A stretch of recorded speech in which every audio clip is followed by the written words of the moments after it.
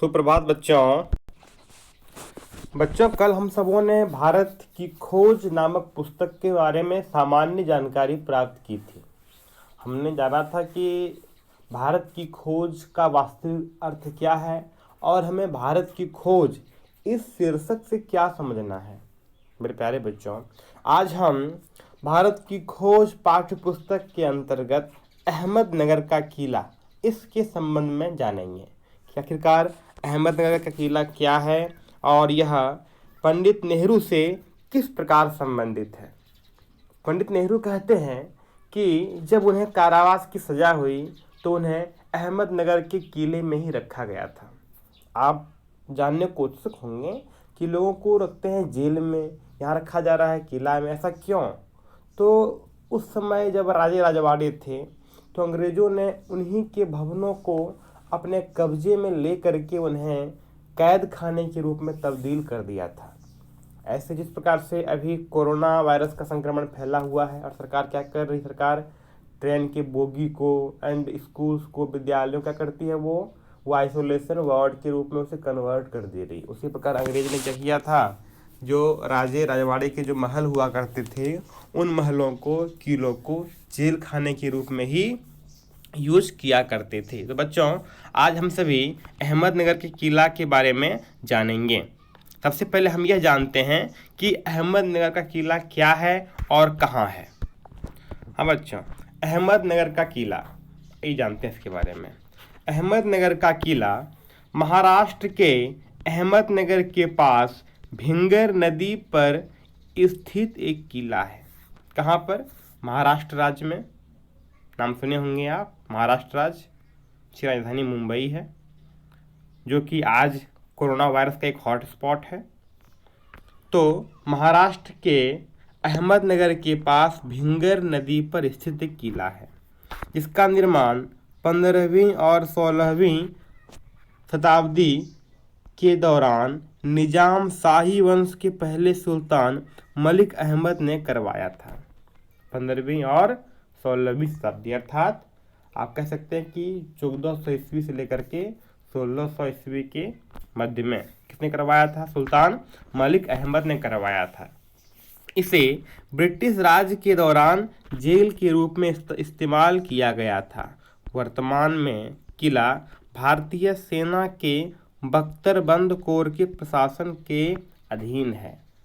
इसका निर्माण, इसका जो यूज किसने किया? ब्रिटिश ने एक जेल खाने के रूप में किया, पर अभी ये भारतीय सेना के अधीन है और भारतीय सेना इसे बख्तरबंद कोर प्रशासन के अधीन इसको यूज कर रही है, अर्थात उसमें अपने हथियार इत्यादि को रखने का एवं सैनिकों को ठहराने का काम करती है।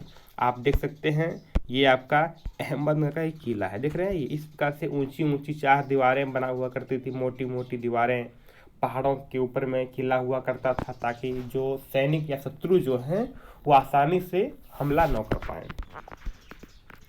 बच्चों देखिए, ये इसका लोकेशन है, यह महाराष्ट्र के इस जगह पे स्थित है। आप यहाँ पे देख सकते हैं प्रकार क्या है जमीन का किला। इस प्रकार से हमने जाना कि आखिरकार अहमदनगर का किला क्या था और कहाँ था। बच्चों, अब हम पाठ को शुरू करते हैं। यह मेरी 9वीं जेल यात्रा थी। हम यहाँ आए 20 महीने से भी अधिक समय हो चुका था। जब हम यहाँ पहुँचे तो अंधियारे आकाश में झिलमिलाते दूज के चांद ने हमारा स्वागत किया। शुक्ल पक्ष शुरू हो चुका था। तब से हर बार जब नया चांद उगता है तो जैसे मुझे याद दिला जाता है कि मेरे कारावास का 1 महीना बीता, 1 महीना और बीत गया। बच्चों, पंडित नेहरू कहते हैं कि यह मेरी 9वीं जेल यात्रा थी और हमें यहाँ आए, जेल में आए 20 महीने से भी अधिक समय हो चुका था। जब हम यहाँ आए तो क्या था? अंधियारा था और आकाश में झिलमिलाते हुए दूज के चांद ने हमारा स्वागत किया। शुक्ल पक्ष शुरू हो चुका था। बच्चों, क्या होता शुक्ल पक्ष? तो जिस प्रकार से हम अभी गणना करते हैं मास की कि 1 तारीख, 2 तारीख, 3 तारीख, लेकिन जब इसको हम भारतीय परंपरा में देखें तो भारतीय परंपरा में क्या हुआ है कि महीने को 2 भाग में बांट दिया गया है। एक महीना जो 30 दिन का होता है, तो 30 दिन का महीना वहाँ भी होता है, वहाँ पे 30 दिन का ही नहीं होता बल्कि कभी 27 दिन का, कभी 28 दिन का। तो तिथियाँ जो होती हैं, जो डेट जो होते हैं, वो वहाँ पे क्षय या लुप्त होते रहते हैं। तो उन 30 दिनों को 2 भाग में बांटा गया है, एक शुक्ल पक्ष और एक कृष्ण पक्ष। तो शुक्ल पक्ष के दरमियान क्या होता है कि शुक्ल पक्ष की जो पहली तिथि है प्रतिपदा, प्रतिपदा तिथि से ही चांद थोड़ा थोड़ा खिलने लगता है, और पूर्णिमा जब होती है तो पूर्णिमा के दिन चांद पूरी तरह से खिलता है। तदोपरांत पुनः धीरे धीरे होते होते वह लुप्त हो जाता है, और अमावस जब आती है, जब कृष्ण पक्ष का आखिरी दिन, जिसे हम अमावस कहते हैं, अमावस की रात या अमावस्या कहते हैं, अमावस्या के दिन चांद पूरी तरह से ढक जाता है, चारों ओर अंधियारा होता है। बच्चों, मैं आपको बताना चाहूँगा कि उस समय, जिस समय नेहरू जी या भारतीय क्रांतिकारी कारावास में थे, तो उनके पास संभव घड़ी नहीं हुई होगी, तो उन्होंने चांद को देख करके ही वह अपनी तिथि की गणना करते थे कि हमारा इतना समय बीत गया, हमने इतने समय जेल में गुजारे। उसी बात को पंडित नेहरू यहाँ बता रहे हैं। चांद मेरे बंदी जीवन का स्थायी सहचर रहा है, वह मुझे इस बात की याद दिलाता है कि अंधेरे के बाद उजाला होता है। नेहरू जी कहते हैं कि चांद मेरे बंदी जीवन का स्थायी सहचर रहा है। बच्चों, सहचर अर्थात, सहचर का मतलब होता है साथ में चलने वाला, सहगामी भी कह सकते हैं आप, जो आपके हमेशा साथ रहे, जो आपके साथ उठे बैठे खाए पिए, आपके साथ रह करके क्रियाकलापों को करने वाले। तो पंडित नेहरू कहते हैं कि चांद हमारे साथ कोई और नहीं था। हम जब अब जेल में अपने समय को हमने व्यतीत किया, तो कोई और नहीं था, केवल चांद ही था और सूरज ही थे जो हमेशा हमारे साथ रहे। मैं उन्हें देखता, वह मुझे देखते थे, ऐसा कह रहे हैं। और चांद ने उन्हें यह प्रेरणा भी दी कि यह अमावस की रात है, पर पूर्णिमा की रात भी जरूर आएगी, यह अंधेरा जरूर छटेगा। तो इस बात से पंडित नेहरू को यह प्रेरणा भी मिलती थी कि ये बुरा समय एक दिन टल जाएगा, इसलिए धैर्य न खोएं, ऐसा नेहरू जी को प्रेरणा चांद के द्वारा मिलते थे। बच्चों, आगे यहाँ पे आप देख सकते हैं room number 8, the honourable Pandit Jawaharlal Nehru, the prime minister of India during his tension in 1942 to 45। आप देखिए, ये पंडित नेहरू जेल की ओर जा रहे हैं। ये किला है अहमदनगर के किले का वह कक्ष जहां 1942 से 45 में जवाहरलाल नेहरू को रखा गया था। बच्चों, आपने सुना होगा क्विट इंडिया मूवमेंट, भारत छोड़ो आंदोलन, जब इसका लोगों ने विरोध कर दिया, जब राष्ट्रपिता महात्मा गांधी ने भारत छोड़ो का नारा दिया, तो इससे क्या हुआ कि भारतीय जनमानस में एक जोरदार क्रांति का संचार हुआ। लेकिन उस क्रांति से डरते हुए अंग्रेजों ने सारे क्रांतिकारियों को क्या किया, जेल में बंद कर दिया। तो यह भी जो दृश्य है उसी समय का है। भारत छोड़ो आंदोलन 1942 में शुरू हुआ था। बच्चों, आप तो जानते ही हैं कि अंग्रेजों ने हमारे ऊपर कितने जुर्म किए थे, लेकिन हमारे क्रांतिकारियों ने, वीर भाइयों ने क्या किया, इस देश को स्वतंत्र करवाया। हमें उनके योगदान को नहीं भूलना चाहिए।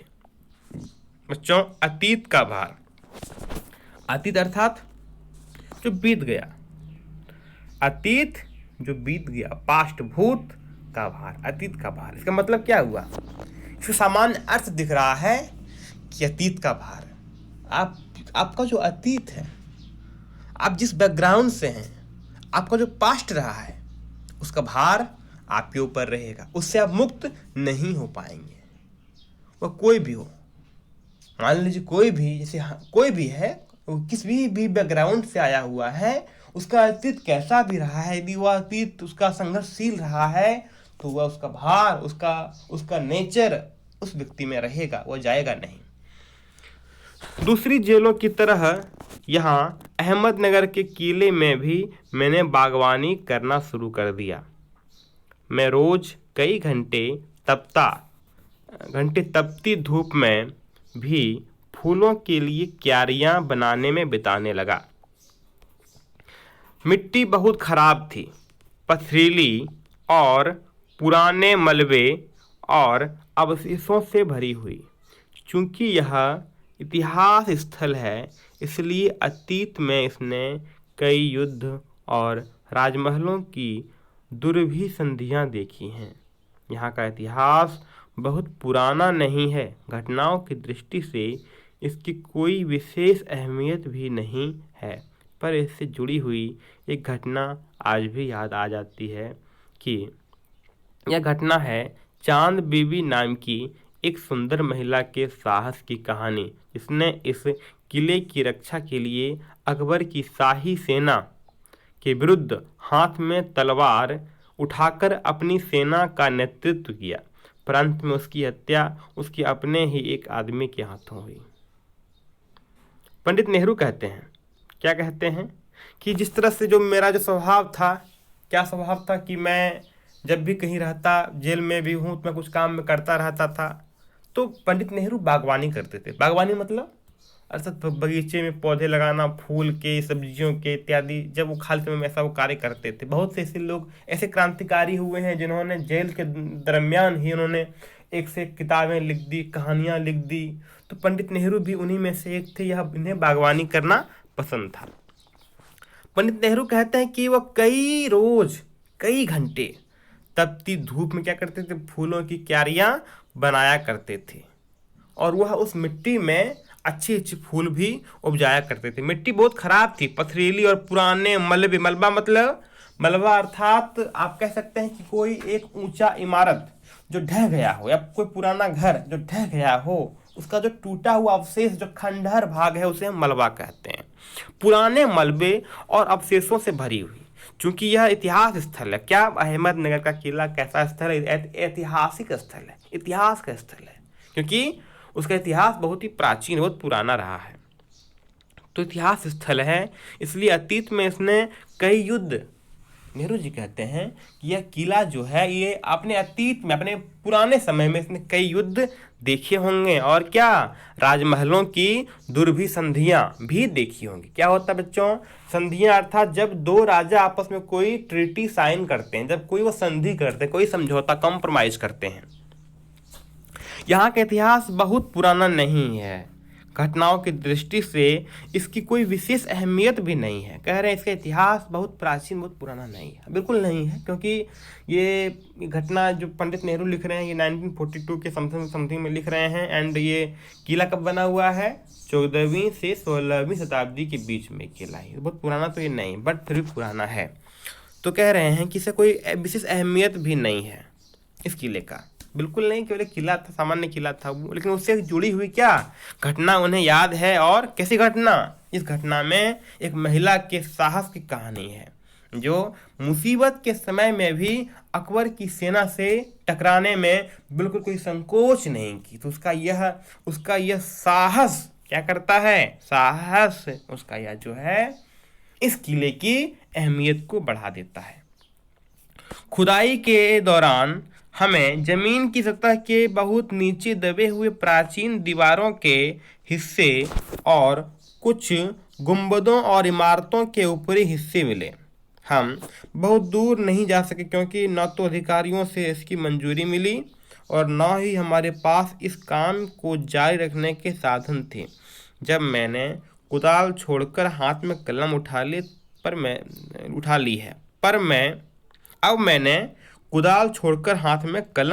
है, पर मैं जब तक आज़ाद नहीं हो जाता और कर्म के माध्यम से वर्तमान को अपने अनुभव का हिस्सा नहीं बना लेता, मैं उसके बारे में नहीं लिख सकता।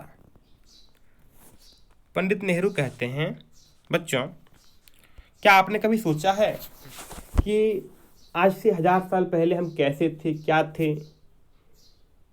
या आपने कई बार सुना होगा कि सिंधु घाटी सभ्यता की खुदाई चल रही है, या सिंधु घाटी सभ्यता इतनी पुरानी सभ्यता है, या वहाँ से ये मिला है। तो हमने कैसे जाना? हम इतिहास का अध्ययन कैसे करते हैं? तो बच्चों, इतिहास का अध्ययन हम कई प्रकार से करते हैं। तो खुदाई भी, खनन भी इतिहास अध्ययन का एक माध्यम है। तो नेहरू जी कहते हैं कि जब वहाँ पे खुदाई हो रही थी तो क्या उन्होंने कई सारे ऐसे अवशेष, गुंबदों के अवशेष इत्यादि वगैरह वगैरह उन्होंने पाया, लेकिन यह खुदाई बहुत समय तक, दूर तक नहीं चल सका, क्योंकि अंग्रेज अधिकारियों ने क्या किया, उन्होंने इसकी इजाज़त नहीं दी। लेकिन उन्होंने अब क्या किया, कुदाल छोड़ करके कलम रख लिया था, अर्थात उन्होंने अब लेखन कार्य प्रारंभ करना चाहा, वो प्रारंभ कर रहे थे। पर कहते हैं कि मैं तब तक कुछ नहीं लिख सकता जब तक मैं आज़ाद अनुभव नहीं कर लूँ, ना ही पैगंबर की भूमिका अख्तियार कर मैं फिलहाल भविष्य के बारे में लिख सकता हूँ। बचा रहता है अतीत, पर मैं उसके बारे में भी किसी इतिहासकार या विद्वान की तरह विद्वतापूर्ण शैली में नहीं लिख सकता। मैं पहले की ही तरह अपने आज के विचारों और क्रियाकलापों के साथ संबंध स्थापित करके ही उसके बारे में कुछ लिख सकता हूँ। गेटे ने एक बार कहा था कि इस तरह का इतिहास लेखन अतीत के बोझ से एक सीमा तक राहत दिलाता है। बच्चों, पंडित नेहरू कहते हैं कि जब तक मैं आज़ाद न हो जाऊं मैं कुछ लिख नहीं सकता। क्यों? ऐसा आप क्यों सोचते हैं?